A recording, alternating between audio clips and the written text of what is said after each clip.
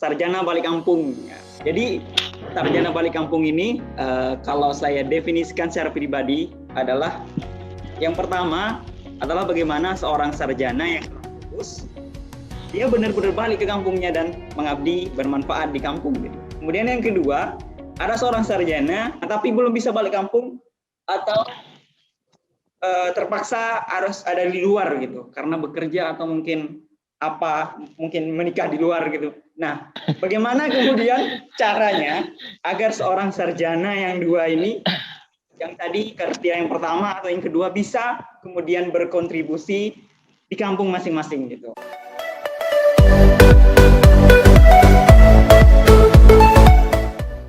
Assalamualaikum warahmatullahi wabarakatuh. Alhamdulillah pada malam hari ini Allah Subhanahu wa taala mempertemukan kita kembali dalam keadaan sehat walafiat.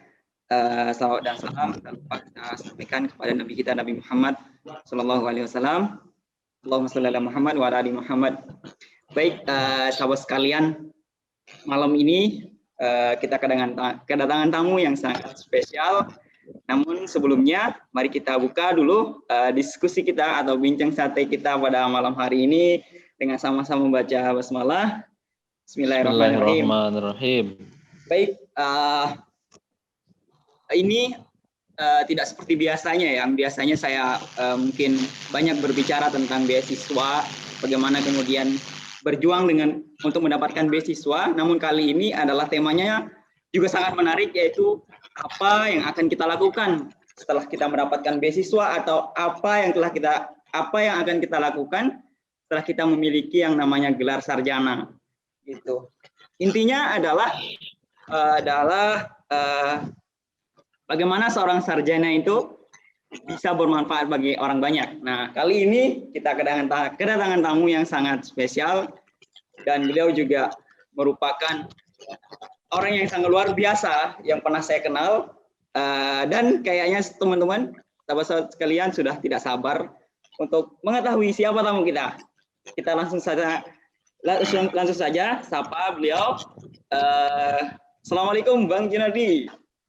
Waalaikumsalam warahmatullahi wabarakatuh. Alhamdulillah. Apa kabar Bang? Alhamdulillah sehat. Wah sih kemarin sempat jatuh, cuma alhamdulillah sudah lumayan lah, sudah mendingan. Alhamdulillah. Baik. Selanjutnya kita serahkan saja ya ke Bang Junardi untuk perkenalan singkat dulu, karena tentunya tak kenal maka tak tahu, atau tak kenal ya kita kenalan. Baik, kita langsung saja serahkan ke Bang Junardi. Namun sebelum beliau kenalan, saya ingin prolog sedikit ya. Beliau ini saya kenal dulu pertama kali itu berinteraksi di Jogja, dan beliaulah yang menjadi dulu itu, saya tempat belajar wawancara sebelum keterima beasiswa. Nah, jadi saya dulu tempat diwawancarai, sekarang saya wawancari dia. Dan beliau ini juga setahu saya juga salah satu pernah menerima yang namanya beasiswa LPDP. Lengkapnya saya serahkan ke Bang Junardi. Silakan Bang. Baik, terima kasih Bang Imran. Assalamualaikum warahmatullahi wabarakatuh. Waalaikumsalam warahmatullahi wabarakatuh. Mudah-mudahan banyak yang menonton channel ini ya, dan mudah-mudahan apa yang nanti saya sampaikan ini bermanfaat. Tapi kayaknya memang banyak ya pemirsanya akun YouTube ini. Mudah-mudahan nanti bisa memberikan apa yang menjadi harapan. Teman-teman, saya ingin perkenalkan diri. Nama saya Junardi, saya dari Dusun Papak, Desa Pengengat, Kecamatan Kujut, Kabupaten Lombok Tengah. Di sebuah dusun yang alhamdulillah cukup asri di antara perbukitan, dan baru masuk listrik pada tanggal 4 November tahun 2014, sekitar 6 tahun yang lalu. Berarti sebelum itu ya belum masuk listrik, belum masuk TV. Saya sekarang aktivitasnya di siang ya, di BPBD provinsi dari hari Senin sampai hari Jumat, dan Kalau malam pulang, jadi saya bolak-balik dari Pengengat ke Mataram karena biasanya banyak acara di desa. Sekarang ada 2 orang meninggal semalam dan sebelumnya saya zikir juga ada acara serakalan. Hampir tiap malam ada acara sehingga saya harus bolak-balik dari Mataram ke rumah. Jaraknya nggak terlalu jauh, sekitar 60 kilo sejam lebih. Kalau kalau dari rumah ya, tapi kalau dari Sengkol nggak terlalu jauh. Cuma jalan dari rumah sampai Sengkol, dari rumah sampai ke ibu kota kecamatan itu lumayan rusak, jadi saya nggak bisa cepat. Saya dulu tidak bercita-cita muluk-muluk sebenarnya. Ibu bapak saya hanya ingin saya bisa membaca mata dacin, mata timbangan itu, karena itu salah satu ukuran kita bisa membaca. Namun alhamdulillah diberikan kesempatan masuk di SMP. Kemudian ketika kelas 3 SMP, orang-orang pada bilang kalau kita tidak SMA nanti tidak bisa dapat kerja. Jadi saya terpaksa SMA dulu. Terpaksa SMA, niatnya agar bisa dapat kerja. Nah, saya memang agak gagal di SMP walaupun SD saya cukup bagus dan saya bisa mengulangi prestasi itu di SMA, alhamdulillah. Saya sama di SMA 2 Pujut, SMP-nya di SMPN 3 Pujut, sama-sama di Truai. Awalnya saya sebelum masuk SMP itu hampir tidak pernah lihat TV karena di rumah tidak ada listrik. Alhamdulillah setelah masuk SMP saya nginep atau mondok di rumah bibi saya di Truai. Dan semenjak itu alhamdulillah saya bisa melihat TV, menonton TV tiap hari. Dan saya sangat akrab sekali dengan televisi. Akhirnya saya lupa akrab dengan buku dan di SMP saya gagal. Nah, saya menyadari itu dan di SMA alhamdulillah saya bisa membalikan prestasi saya. Alhamdulillah saya dapat beasiswa S1 di Universitas Mataram di Fakultas Ternakan. Saya sangat bersyukur bisa masuk Fakultas Ternakan karena Fakultas Ternakan lah yang menyelamatkan saya untuk bisa kuliah. Jadi kalau tidak ada beasiswa di Fakultas Ternakan, walau hanya 1 semester dulu sebenarnya, dan saya tidak tahu kalau itu sebenarnya 1 semester, dan kemudian saya mengusulkan di semester 2 dan selanjutnya alhamdulillah bisa sampai selesai beasiswanya di Universitas Mataram Fakultas Ternakan.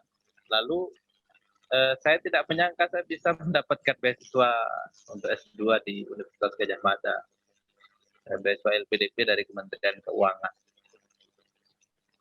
Selesai kemarin wisudanya bulan Oktober tahun 2019, 1 tahun, hampir 1 tahun setengah ya dari hari ini. Kira-kira itu sebagai perkenalan, dan tambahannya saya ini statusnya alhamdulillah sudah punya anak, tapi sedang dalam proses mencari istri kedua.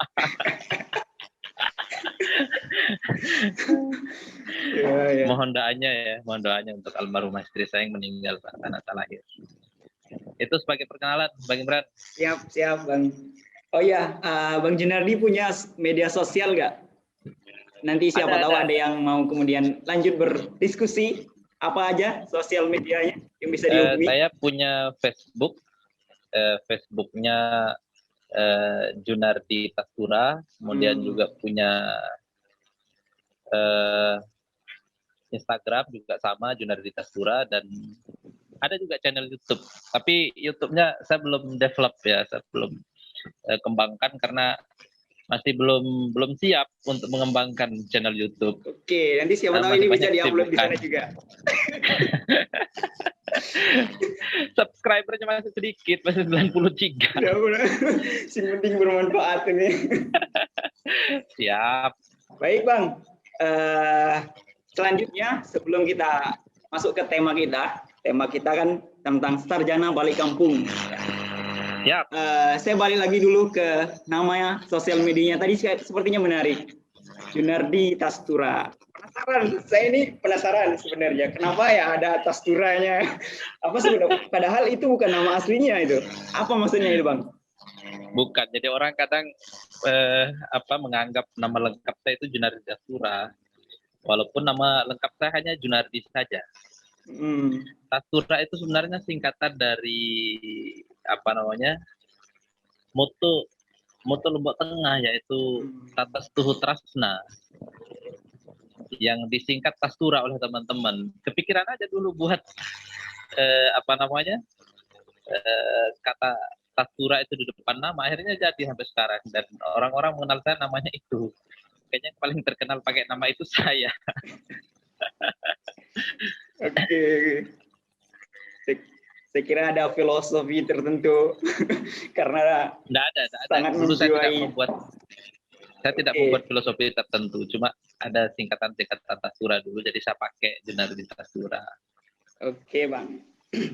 Baik, oke, sekarang kita masuk ke temanya ya. Sekarang kan tema yang mau kita diskusikan atau bincang santaikan adalah sarjana balik kampung. Ya. Jadi sarjana balik kampung ini kalau saya definisikan secara pribadi adalah yang pertama adalah bagaimana seorang sarjana yang telah lulus dia benar-benar balik ke kampungnya dan mengabdi bermanfaat di kampung gitu. Kemudian yang kedua, ada seorang sarjana sudah lulus kuliah, pastinya sudah lulus kuliah karena sudah sarjana, tapi belum bisa balik kampung atau terpaksa harus ada di luar gitu karena bekerja atau mungkin menikah di luar gitu. Nah, bagaimana kemudian caranya agar seorang sarjana yang dua ini, yang tadi kriteria yang pertama atau yang kedua, bisa kemudian berkontribusi di kampung masing-masing gitu. Sementara yang mungkin bukan saya aja ya mengalami ya, atau mungkin teman-teman juga mengalami ya, yang namanya setelah lulus itu galau. Nah, jadi nanti kalau saya balik kampung itu gimana bisa hidup? Jangankan bermanfaat bagi orang, hidup mandiri aja gimana gitu. Itu pertanyaan yang paling mendasar dalam diri saya. Mungkin teman-teman yang lainnya. Kemudian nanti di sana saya harus mulai dari mana gitu. Karena sudah tinggal di luar daerah, teman-teman di kampung juga sedikit. Mungkin banyak teman-teman, tapi mungkin di kota ya, bukan di kampung gitu. Karena relasi kita mungkin karena sudah lama di luar daerah, mungkin sudah 4 tahun, ada yang sudah 7 tahun dan sekiannya, sehingga teman-teman di kampung sudah sedikit gitu. Nah, itu gimana Bang? Cara untuk kemudian kita bisa apa ya istilahnya itu berani mengambil keputusan gitu, bahwa kita memang benar-benar ingin bermanfaat untuk masyarakat yang ada di kampung kita khususnya. Gimana Bang? Kalau saya melihatnya lebih kepada niat yang kemudian bisa kita jadikan sebagai prinsip ya. Karena sejujurnya balik kampung sebagai dari seorang sarjana itu agak lebih berat. Apalagi sarjana yang memang kuliahnya serius dan sudah berjejaring luas di luar. Gitu. Nah, kayak ukuran saya ini sudah agak lumayan sebenarnya, lumayan berjejaring di luar ya. Saya di Jogja dulu, pas di Jogja banyak tawarannya agak mewah. Suatu hari saya pernah ditawarkan seorang gadis ya, dari Jogja lah. Ini anak tunggal, kemudian dokter lagi, lulusan UI, cantik. Cuma syaratnya adalah saya harus tinggal di Jogja, kan berat. Dan ini gadisnya mau. Kalau saya misalnya berpikir tentang diri saya, maka saya sebenarnya sebaiknya memilih itu. Karena di samping tawaran itu, saya juga ada beberapa tawaran bekerja juga di Jogja. Kan enaknya dan mudahnya itu saya tinggal di sana. Atau yang kedua, misalnya sekarang, saya ada kerja kontrak di Mataram selama sekitar 4 bulan. Dan sebelumnya S1 juga saya cukup aktif di beberapa organisasi, mimpin organisasi yang membuat saya punya jejaring yang lumayan di provinsi.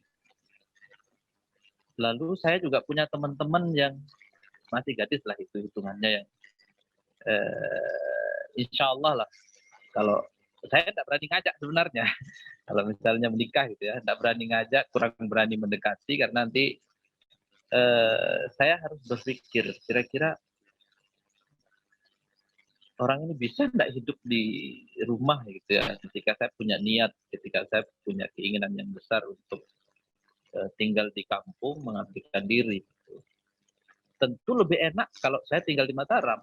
Saya sudah bekerja, gaji lumayan, istri juga bekerja, gaji lumayan. Kita bisa sewa PTN, cepat punya mobil, kan lebih enak hidupnya kan? Iya.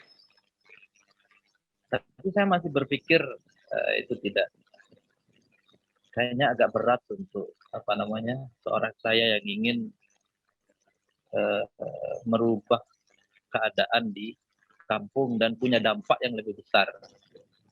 Saya berpikir bahwa saya walaupun hidup di kota itu masih bisa loh memberikan dampak. Saya bisa mendirikan yayasan, saya bisa mendirikan organisasi. Sekarang saya mendirikan misalnya Yayasan Aksi Inspirasi Indonesia itu yang cukup aktif bergerak dalam bidang kemanusiaan dan kebencanaan.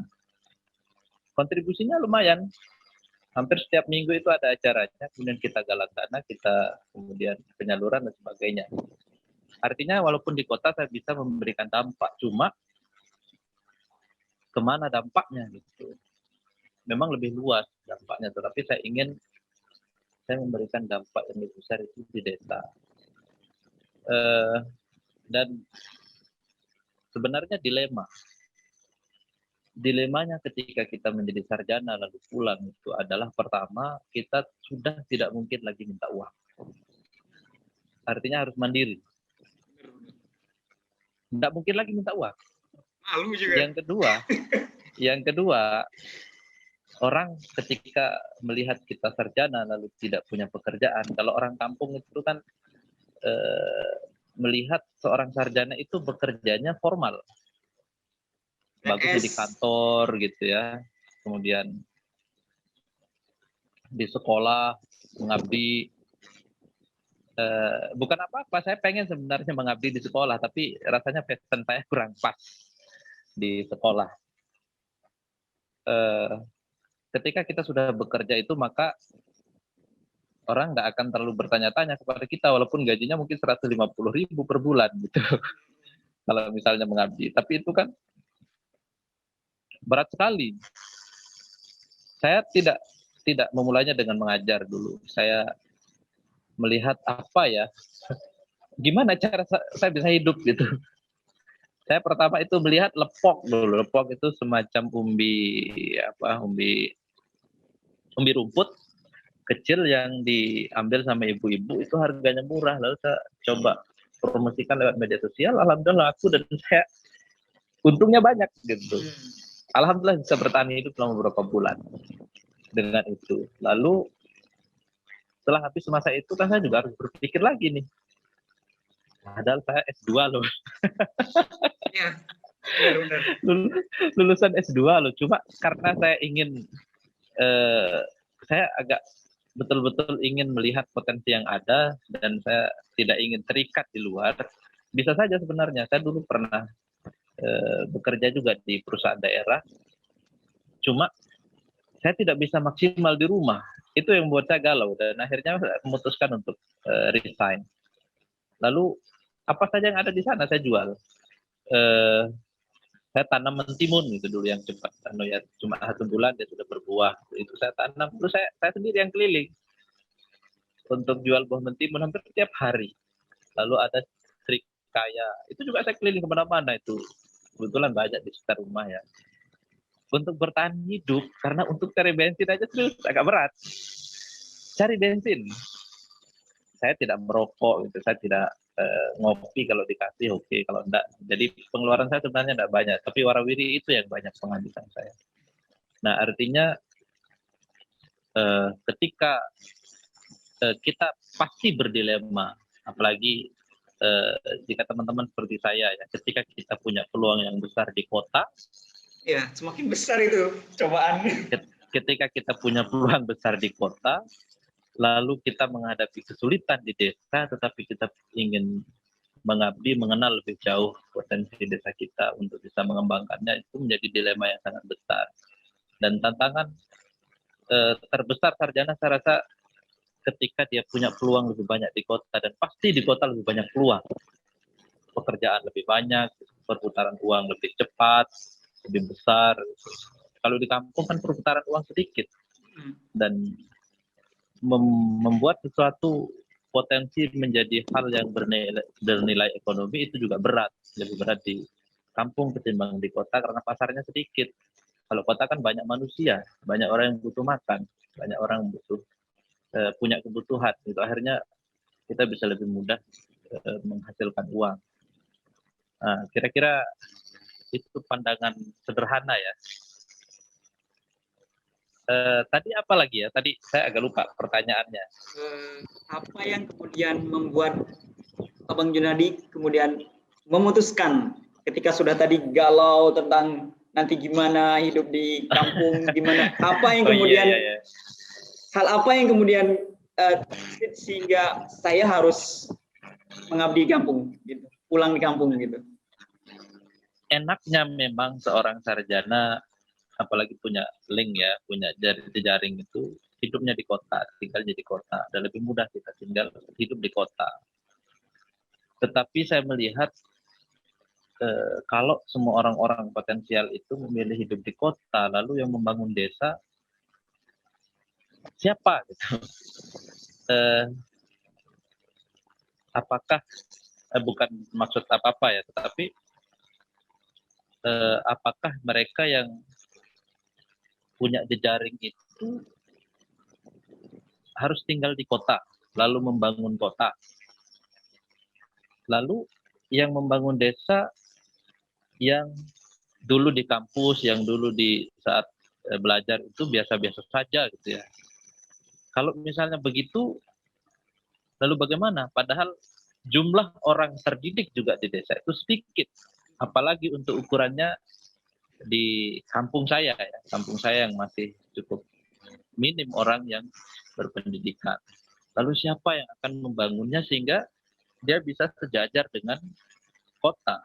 Atau dia bisa menjadi seperti desa-desa lain lah yang maju di Pulau Jawa, gitu ya, di Sulawesi dan di Sumatera, yang dia kemudian bisa menjadi contoh bagi desa-desa yang lain, bisa menjadi inspirasi. Sehingga saya berpikir ini tantangannya pasti berat. Tantangan yang berat itu adalah berdilema dengan hati. Berdilema dengan hati karena di sana kita punya peluang yang besar, tapi di sisi lain, di pojok hati kita yang lain, kita ingin mewujudkan sebuah mimpi pengabdian di desa. Nah, ini berat. Dan saran saya, walaupun itu berat, kita harus mencobanya. Karena banyak orang yang berhasil di luar sana, ketika dia pulang, dia berhasil membangun desa, dan desanya menjadi desa yang maju. Kira-kira seperti itu. Ya. Hanya persoalan niat, dan niat yang menjadi prinsip saja. Saya ingin membangun desa dan saya bisa seperti yang orang lain di luar sana lakukan. Saya juga sudah mulai bisa menangkap ya sebenarnya apa yang sebenarnya kemudian terbenak dalam diri Bang Junadi sehingga berani memutuskan untuk kampung, yaitu bagaimana seorang sarjana itu juga bisa kembali ke kampung mengabdi, karena di kampung juga butuh orang-orang yang terdidik untuk mengembangkan kampungnya. Begitu. Baik, tapi begini Bang Jun,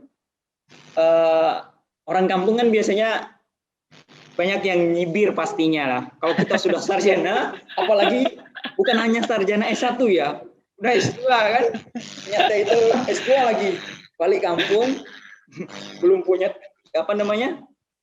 pekerjaan tetap, atau sudah bekerja tapi bukan di bidangnya, lalu itu pasti tanam cabai gitu ya. Pasti akan banyak dikata-katai sama orang gitu, atau digunjing lah gitu sama orang. Itu gimana untuk bisa menutup kedua telinga ini agar bisa tetap bertahan dengan niat yang tulus tadi di awal, tapi kemudian ada cobaan, dan bahkan cobaan itu mungkin nggak hanya dari orang tetangga, bahkan mungkin dari orang tua gitu. Gimana Bang Jun?